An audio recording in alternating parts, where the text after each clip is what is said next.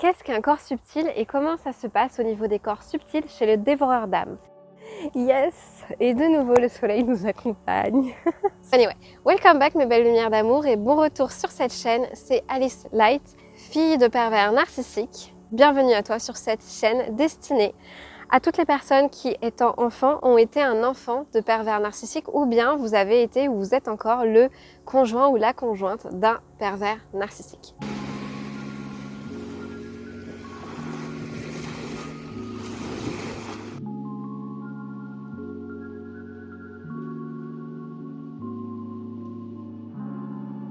Donc aujourd'hui mes belles lumières, on va parler sur cette chaîne vidéo, on va parler des corps subtils. Donc qu'est-ce qu'un corps subtil de manière générale et qu'est-ce qui se passe au niveau des corps subtils chez celui que j'appelle le dévoreur d'âme, qui est en réalité bien entendu celui qu'on nomme partout le pervers narcissique. Alors déjà on va reprendre les définitions. J'aime énormément vous définir ce dont de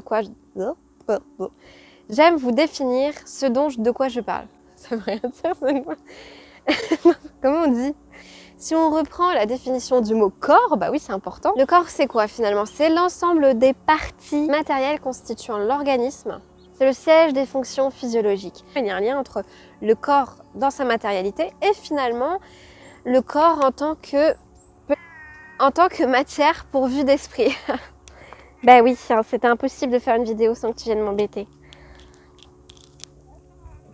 Je vous présente Princesse Tam Tam. Dis bonjour mon chat. T'as pas l'habitude que je te porte, hein, je te pose. C'est une grosse enquiquineuse parce que dès que je suis dehors, elle veut absolument être avec moi. Hein, partout, partout, partout. Elle est trop belle. Bon allez, on te pose mon chat.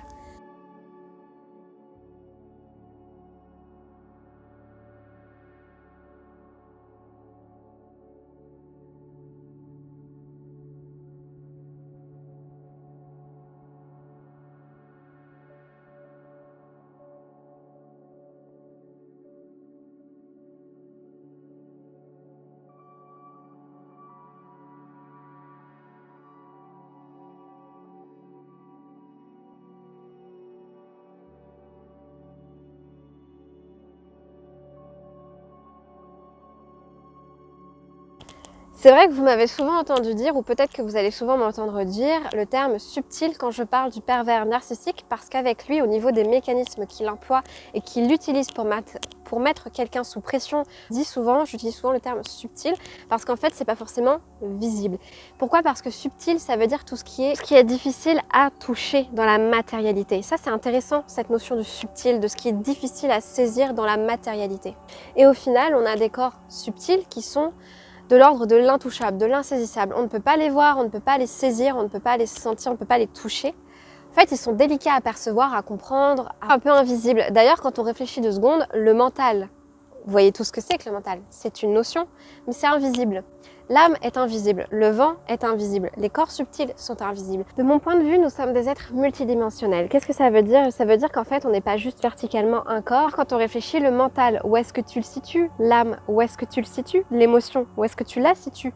C'est intéressant de voir que toutes ces questions, quand on y réfléchit, on ne les situe pas forcément dans un endroit particulier de notre corps. Pour l'instant, tout ce que je sais, c'est qu'on a 7 corps et qui sont connectés à nos 7 chakras.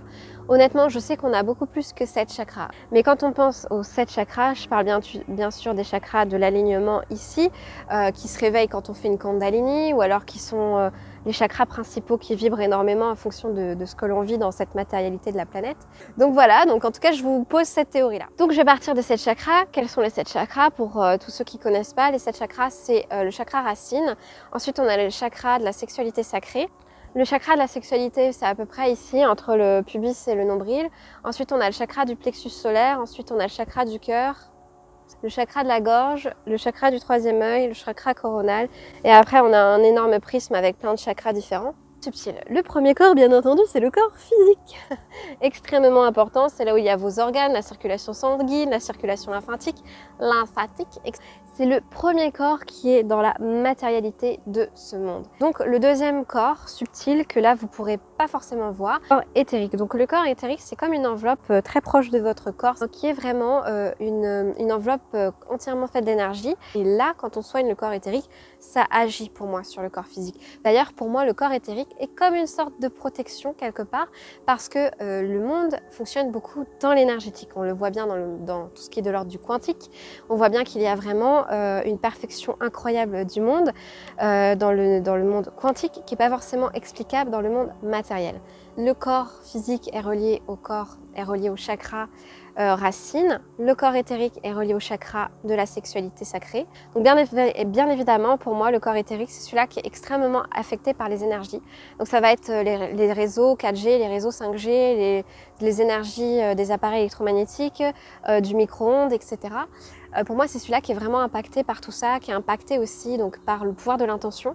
Quelqu'un, quand il y a beaucoup de dévoreurs d'âme, donc je reviendrai là-dessus, à la fin de la vidéo d'ailleurs, il y a beaucoup de dévoreurs d'âme qui prient pour faire le mal, pour vous faire perdre votre bébé, pour que vous ayez un incendie, etc. Ils utilisent la pensée créatrice et le pouvoir de l'intention pour faire du mal.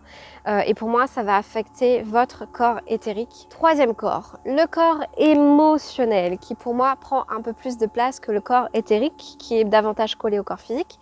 Donc corps 3, émotionnel. Eh bien oui, pour moi c'est le siège des émotions, donc c'est où les blessures émotionnelles, les blessures d'âme, les 7 blessures d'âme sont situées. C'est le corps où vous allez accumuler, on va dire, les émotions. On va dire que c'est vraiment dans ce corps-là que ces émotions, on va dire, peuvent rester bloquées ou peuvent être guéries. Bien évidemment, elles vont de nouveau interagir avec le corps éthérique et avec le corps physique. Donc une émotion, avant de vous donner une maladie, en fait, elle est là, quelque part, elle est là, mais elle ne va pas forcément tout de suite donner une maladie. Hein.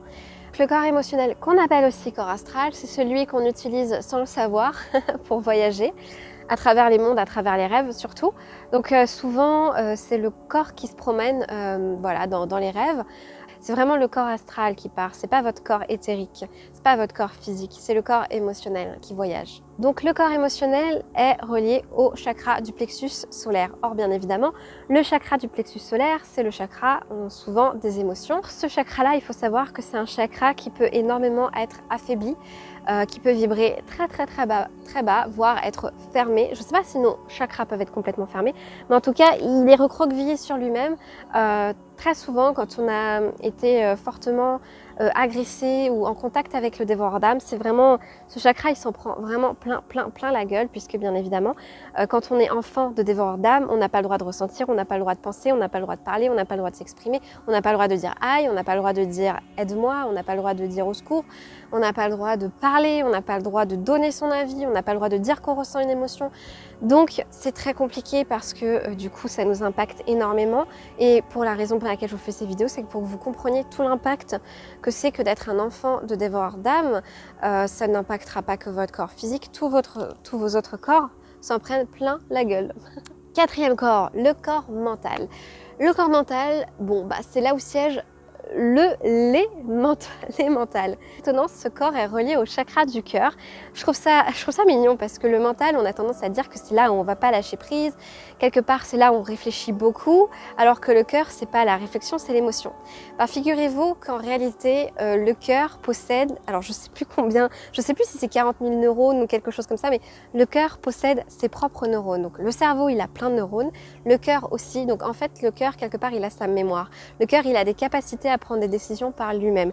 Donc quelque part, le cœur, il est son propre cerveau. C'est incroyable comme un cerveau le ferait, et qu'on a vraiment quelque part plusieurs cerveaux. D'ailleurs, parfois, sans qu'on s'en rende compte, indépendant du cerveau. Le corps mental, c'est le corps qui en fait est à la jonction entre tous les corps très matériels, donc c'est-à-dire les corps qu'on va vraiment retrouver sur Terre avec.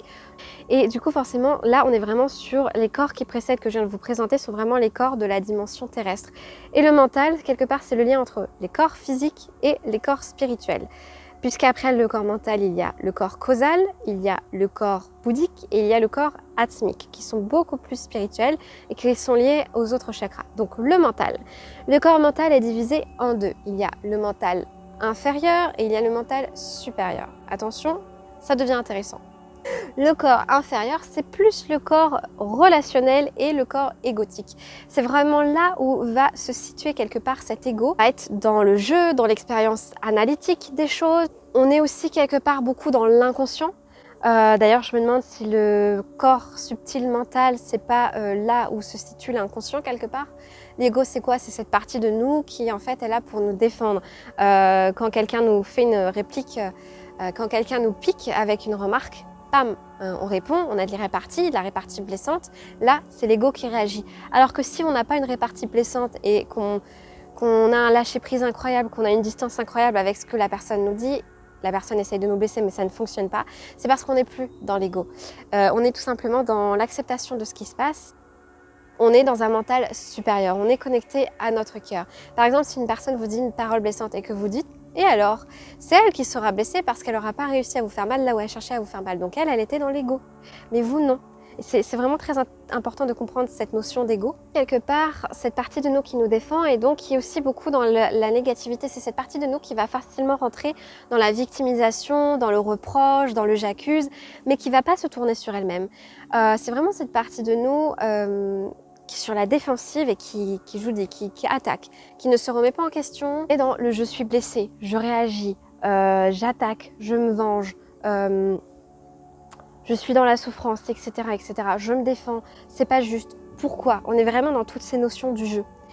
Ensuite, donc la deuxième partie du corps mental, c'est le corps mental supérieur. Là, je dirais qu'on est dans l'évolution de l'ego, dans l'évolution de soi finalement, tout simplement, de notre individualité, de notre perception des choses, de l'accueil de ce qui nous arrive aussi.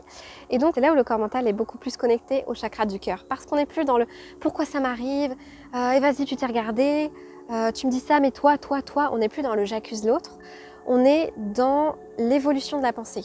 La pensée devient créatrice. La pensée devient amour. La capacité empathique d'avoir de la compassion et de l'empathie pour l'autre, de comprendre ce qui se passe, de prendre du recul, de ne pas attaquer, de ne pas être tout le temps dans l'ego, à dire, à accuser l'autre, à être dans le tu m'as fait ça, tu comprends pas, c'est ta faute. On n'est plus dans cette notion-là du jeu. On est dans un jeu beaucoup plus évolué.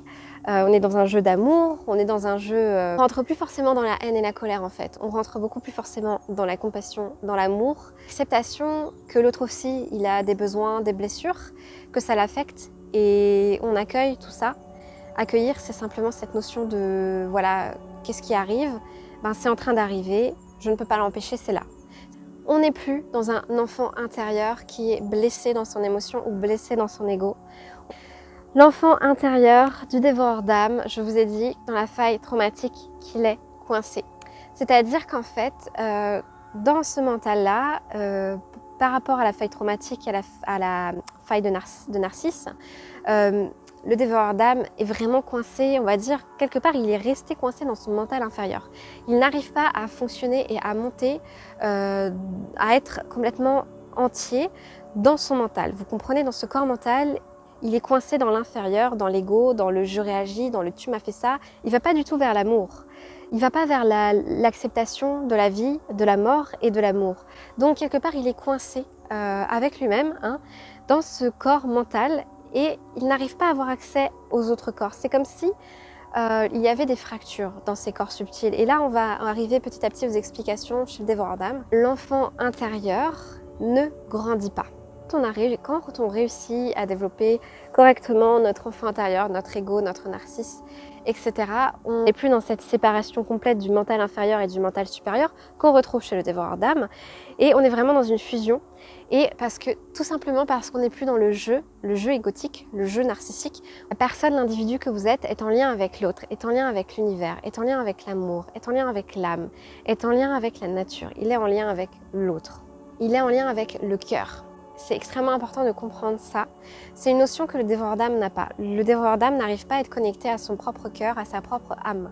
Cinquième corps, c'est le corps causal. C'est le siège de l'âme. C'est là où l'âme a toute sa place. Le corps causal, c'est quoi? C'est toute cette partie en fait où votre âme est en contact avec les mémoires du passé, avec le monde transgénérationnel. Quelque part, le transgénérationnel, c'est le monde vertical, c'est la descendance, c'est les gens qui avant vous, qui se sont incarnés. Et la mémoire de l'âme, c'est toutes les vies que vous avez eues avant, vous vipassez votre histoire d'âme. Quel chemin elle a parcouru sur ce monde ou sur d'autres mondes. C'est vraiment cette notion d'âme qu'il faut comprendre dans le corps causal. Finalement, le corps causal se compose de tout ce qui concerne l'âme. Or, je vous ai parlé de la faille de l'âme. La faille de l'âme, c'est le choix de la part de l'individu, de l'enfant, dans son enfance, de ne pas vivre l'expérience de son incarnation d'âme, de ne pas vivre l'histoire de son âme. C'est-à-dire que l'histoire, son âme, elle a une vie avant d'être incarnée sur cette terre. Elle a fait des choix qui l'ont menée jusqu'à aujourd'hui à décider de prendre en compte qu'elle voulait grandir dans certaines blessures, qu'elle voulait dépasser certains événements ou revivre certains événements traumatiques pour justement les transformer, pour les accueillir, les accepter, les transformer. Or, le dévoreur d'âme refuse de vivre cette histoire-là et il implose. Il fait péter le livre de l'histoire de l'âme. Donc, le dévoreur d'âme se déconnecte de toute son histoire de vie, de ses mémoires du passé, de ses mémoires d'âme du passé, du transgénérationnel, de ce qu'il a à transmuter, des blessures qu'il a à revivre pour les guérir et de toutes les blessures d'âme qu'il va vivre dans son incarnation, mais qu'il refuse du coup de vivre pour les accueillir, les dépasser et les transmuter. C'est le siège de la faille de l'âme. C'est vraiment le siège de la faille de l'âme. C'est là où il y a la fracture indélébile et qu'on ne peut pas réparer de la faille de l'âme. Cette fracture n'est pas forcément, pour l'instant, je considère que cette fracture n'est pas réparable. Déjà parce que c'est la dernière, donc pour réparer la troisième fracture, pour réparer la troisième faille, il faut réparer les deux autres. Ensuite, on a le corps bouddhique. Donc là, c'est vraiment le corps où il y a un grand éveil de conscience. Le corps bouddhique, qui est donc le 6e corps, qui est relié au chakra frontal, à l'intuition, finalement à tout ce qui est de l'ordre, si je ne me trompe pas, de médiumité. C'est là où siège la conscience supérieure de l'individu. Sa connexion, on va dire, avec tout ce qui est de l'ordre du divin, tout ce qui est de l'ordre de ce qu'il dépasse en fait en tant qu'individu. C'est plus une connexion finalement à notre essence intérieure. On est vraiment aligné et on est vraiment en connexion avec finalement quelque part les anges, les guides. On se rapproche de la source, donc de la divinité. Je pense que c'est extrêmement spirituel. Ensuite, c'est un corps qui se développe si vous êtes beaucoup plus aligné sur les autres corps. C'est vrai que dans le monde du développement personnel, on entend souvent les gens dire mes anges m'ont dit, mes guides m'ont dit, etc. Mais quelque part, quand on se connecte à tout ça, on se connecte énormément à une partie de nous. Et moi, je dirais qu'on se connecte beaucoup à notre divinité intérieure parce qu'on parle du plan divin, on parle de la source, on parle de la divinité extérieure. Mais pour moi, tout ce qui existe à l'extérieur existe à l'intérieur. Donc quelque part, on se reconnecte aussi à notre propre divinité intérieure. Encore une fois, le dévoreur d'âme n'y a plus du tout accès. Il s'est vraiment coupé de ça. Le corps suivant, c'est le corps atmique. Donc c'est pas le dernier, il y en a d'autres après, mais par rapport aux 7 chakras de base, celui-ci correspond au chakra coronal. On dépasse vraiment la connexion avec la source, avec les guides, avec les anges. On est sur une connexion qui est clairement, on dit, cosmique. Pour certains, quand on a le corps atmique qui est vraiment développé, vraiment en grande vibration, quand on est énormément connecté à lui, on est en contact avec la source, avec le grand divin. Pour d'autres, ça va être avec le cosmos, ça va être avec l'univers. Faire partie d'un tout, comprendre qu'on fait partie d'un tout, c'est se sentir un avec l'univers. Alors, sachant que le dévoreur d'âme ne se sent déjà pas un avec lui-même, c'est impossible pour le moment qu'il se sente un avec l'univers. Il a un chemin à parcourir pour ça, un chemin de guérison.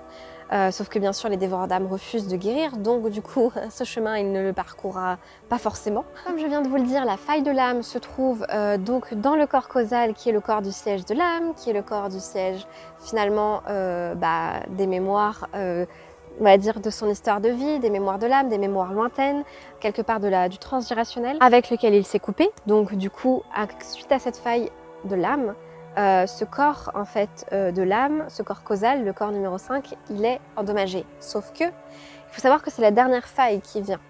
C'est la faille finale, celle qui le détruit complètement de l'intérieur. Donc en fait, on va aller voir ce qui se passe avant. Comme je vous l'ai déjà expliqué, la première faille qui provoque en fait l'existence du dévoreur d'âme, c'est la faille de Narcisse. Il vient vraiment, on va dire, créer une brèche, une fracture dans chacun des corps causals. Donc elle va d'abord créer une fracture dans le corps atmique. Donc on va imaginer les corps comme des boules d'énergie, un peu de la forme d'un œuf, on va dire. Et il faut savoir qu'il y a une première brèche d'ouverture, comme la cuillère qui vient casser le haut de l'œuf pour manger dedans.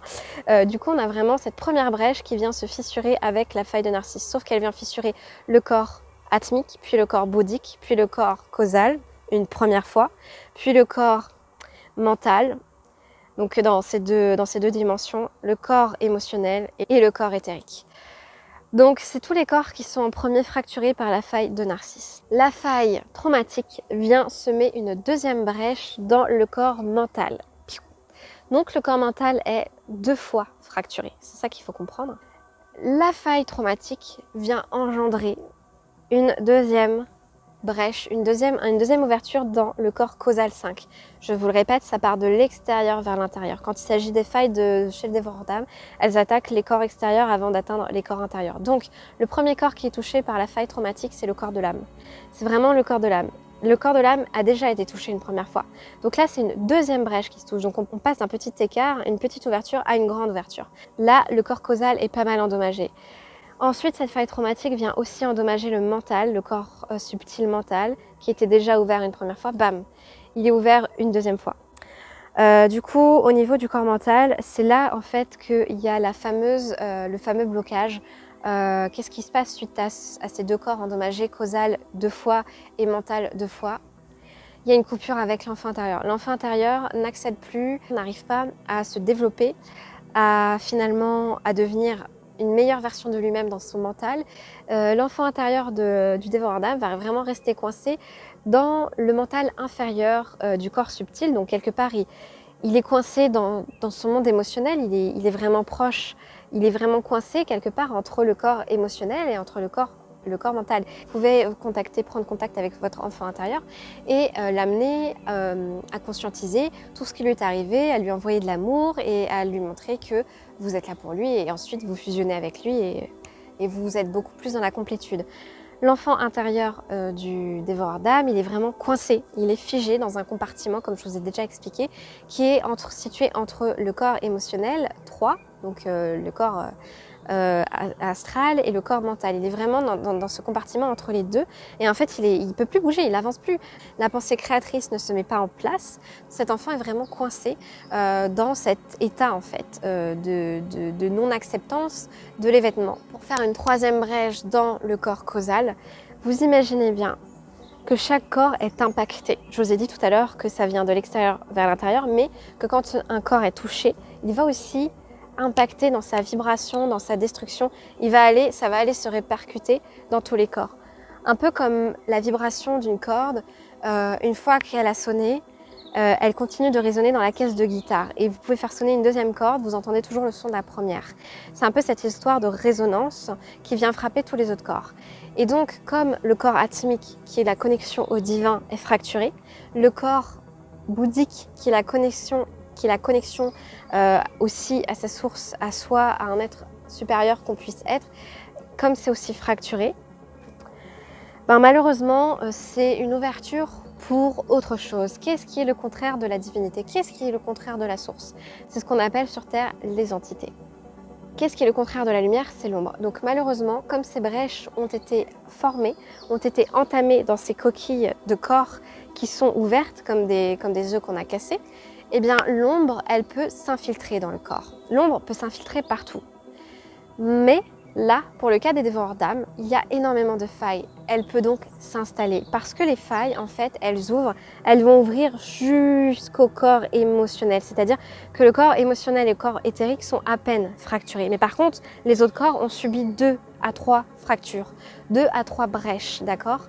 Donc elles sont perforées donc avec des ouvertures de plus en plus larges.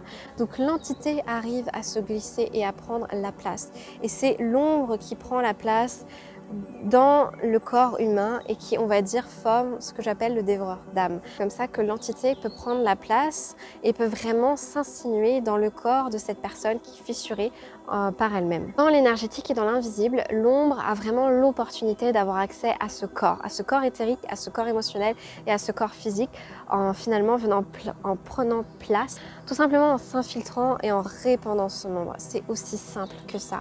Ça se passe vraiment dans l'énergétique et dans l'invisible. C'est la différence principale entre le dévoreur d'âme et sa proie. Toutes les proies d'un dévoreur d'âme ne deviennent pas à leur tour dévoreur d'âme. Parce que là où la proie, elle se construit, la victime se construit, c'est que là où le pervers narcissique ne peut pas se construire, s'il n'est plus dans la création, s'il n'est plus connecté à son chakra du cœur, à son chakra sacré, s'il n'est plus connecté à ses corps bouddhiques, ces corps bouddhiques sont toujours là. Donc il y a quelque chose d'autre qui va se connecter si la personne dans son individualité, dans son être, dans son essence, si elle ne s'étale pas et ne prend pas la place dans tous ses corps, il y a un espace, une sorte de vide dans lequel quelqu'un d'autre peut rentrer pour prendre tout cet espace et s'amuser avec. Et c'est toute l'histoire des ombres et des entités qui viennent prendre la place dans le corps de la personne, de cet enfant qui n'a jamais grandi, de cet individu qui ne s'est jamais construit. Alors je vous rassure, tous les enfants de dévoreurs d'âme ne deviennent pas à leur tour des dévoreurs d'âme et tous les dévoreurs d'âme ne sont pas remplis par l'ombre, par l'entité. Il y en a quand même beaucoup, il y en a énormément malheureusement, mais il y a tout un tas de types de dévoreurs d'âme, il y a plusieurs pervers narcissiques, il y a différents types de pervers narcissiques. Celui que j'appelle vraiment dévoreur d'âme, c'est celui qui contient vraiment, qui est rempli par cette ombre, donc par cette entité. Ça vient vraiment du fait que cet individu, dans son essence, a décidé, à part et à travers la faille de l'âme, de se couper de son propre libre arbitre. Il ne veut plus y avoir accès, il choisit de ne plus avoir de libre arbitre. En fait, à cause de la faille de l'âme, son libre arbitre disparaît. Donc s'il n'y a plus de libre arbitre, il y a des énergies qui sont capables de prendre cette place où le libre arbitre avait sa place avant. Qu'est-ce que le libre arbitre ? Si on réfléchit au niveau énergétique, quand je fais une demande à l'univers, une demande à mes guides, etc., ceux-ci n'interviennent que parce que j'ai choisi librement de faire la demande. À aucun moment, vos guides, vos anges ou je ne sais quoi dans vos croyances n'interviendront si vous ne faites pas la demande. Là où justement l'entité et l'ombre ne se gênent pas, elle n'utilise pas le libre arbitre. Ça n'existe plus. Quand elle attaque, c'est tout de suite que ça se passe. Quand elle attaque, elle ne te demande pas de son avis. Quand il y a un contrat qui est fait par un dévoreur d'âme avec une entité ou une énergie ou une ombre, quelle qu'elle soit, on ne lui demande pas de son avis. Le contrat est fait, point barre. Il n'y a plus de libre arbitre. D'accord ? On ne passe pas par une demande, on passe par un acte qui est effectué sans demande. L'acte qui est effectué sans demande ne prend pas et ne tient pas compte du libre arbitre. C'est la différence entre quelqu'un qui est connecté à sa spiritualité, qui est dans la demande et qui est dans l'abondance, à quelqu'un qui fait du mal sans jamais demander, mais simplement en imposant. La différence entre l'ombre et la lumière, entre quelqu'un qui est possédé par une entité et quelqu'un qui agit par lui-même, c'est ce libre arbitre, c'est la capacité à prendre des décisions par soi-même, là où l'ombre ne laisse pas place à la personne de prendre des décisions par elle-même. De toute façon, elle a cédé. La personne a cédé ses corps atmiques, bouddhiques, causales, énergétiques, tous ses corps, elle les a cédés. Au moment où elle a décidé de ne plus vivre son histoire de vie, elle a cédé son libre arbitre et donc elle a cédé quelque part voilà, sa propre vie en fait. Maintenant, ça ne veut pas dire que chaque dévoreur d'âme sera rempli par une ombre, mais si vraiment les corps sont très ouverts, s'ils sont très intenses, la faille a ouvert une énorme brèche dans les corps subtils, l'entité, bien sûr, elle va s'y loger, puisqu'il n'y a plus de libre arbitre et que l'autre lui a cédé son pouvoir intérieur, le pouvoir de sa divinité intérieure. Donc l'ombre, elle n'a plus à se gêner, elle y va, c'est tout en fait. Elle n'a plus à demander de permission puisqu'elle ne demande pas de permission. Une ombre ne demande pas de permission. Là où quand on est plus dans l'abondance, la lumière et la demande, il y a un libre arbitre. D'accord ? Donc c'est vraiment la différence entre les deux. Au niveau du processus de l'ombre, si vous n'y croyez pas, c'est bien. Cette croyance que vous n'avez pas vous protégera. Maintenant, si vous avez connaissance de tout ce qui est énergétique, de tout ce qui est de l'ordre du pouvoir de l'intention, du pouvoir de la visualisation, le pouvoir des mots, comment la pensée peut être créatrice, etc., etc. Si vous avez été éduqué dans des, on va dire, cultures, dans des pays où justement c'est énormément utilisé, les contrats sont énormément utilisés, les contrats avec les ombres, avec le diable ou ce genre de choses. Si vous avez l'habitude de toutes ces choses-là, ça vous parlera sans doute et j'espère que cette vidéo vous aura plu. Pour les autres, c'est pas grave, ça vous permet juste de comprendre qu'il y a tout un tas de conceptions dans ce monde et que ces conceptions parfois ne peuvent pas être cartésiennes, mais très spirituelles. Quoi qu'il en soit, j'espère que cette vidéo vous aura plu. Voilà mes belles lumières, j'espère que cette vidéo elle aura été claire et explicative, qu'elle vous aura permis de comprendre ce qui se passe au niveau des corps subtils chez le dévoreur d'âme, qu'il y a des brèches, que l'entité rentre là-dedans, elle vient prendre sa place dans tous ces corps-là, puisque ces corps-là sont vides d'énergie. Les taux vibratoires sont vraiment descendus. D'ailleurs, il y a un désalignement. Donc c'est sûr, hein, c'est pas les dévoreurs d'âme qui vont faire des kundalini, hein, je peux vous assurer. Bon, anyway, je vous remercie infiniment d'être resté sur cette vidéo qui est très spirituelle, qui n'est pas du tout cartésienne. En attendant, je vous envoie beaucoup d'amour et de lumière. Et je vous fais des gros bisous d'amour et de lumière.